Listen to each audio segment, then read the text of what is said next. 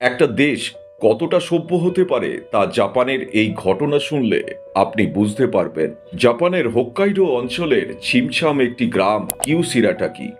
যাতায়াতের জন্য এই গ্রামে ছোট্ট একটি স্টেশন ছিল, তবে যাত্রীদের ভিড় একেবারেই ছিল না বললেই চলে। 2013 সালে জাপান কর্তৃপক্ষ সিদ্ধান্ত নিল স্টেশনটা বন্ধ করে দেওয়া হবে। উদ্দেশ্য ছিল অপ্রয়োজনীয় খরচ কমিয়ে অন্য জায়গায় তা বিনিয়োগ করা।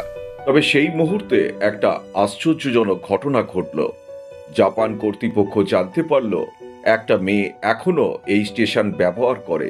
সে এই স্টেশন থেকে প্রতিদিন ট্রেনে চড়ে স্কুলে যায়, আবার স্কুল শেষে এই ট্রেনে বাড়ি ফিরে আসে।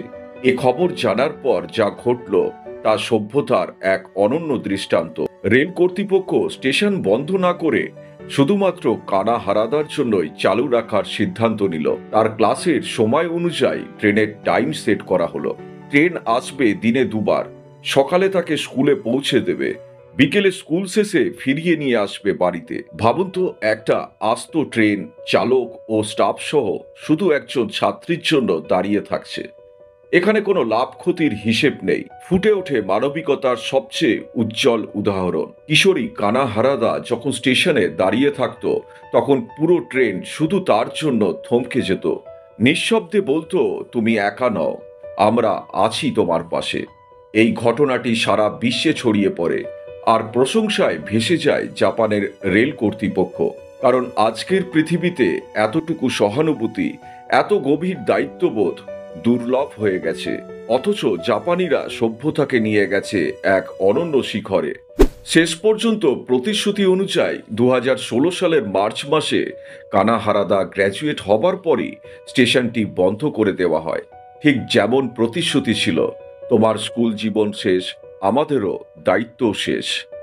অনেকে প্রশ্ন তোলে, শুধু একজন ছাত্রীর জন্য এত খরচ, এত ঝামেলা কেন?